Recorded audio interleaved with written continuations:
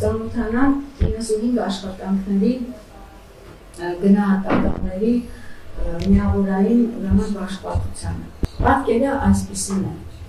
Մենք ինչ ենք տեսնում, որ 1-ից 8 միավոր գնահատվել է 25 աշեպետ, այսինքն ամենամեծ ցուցիչը քանակի ընկած է այս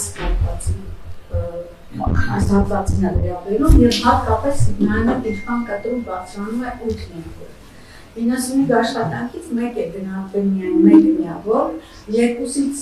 7 միավոր չի եղել ոչ մի գնահատում, 8 Եվ սա հենց ցույց է, որ տրամաբանական չէ, որ աշխատանքները, 25 աշխատանքներ դրվեն հենց 8 միավորի, հասկանում եք, այսինքն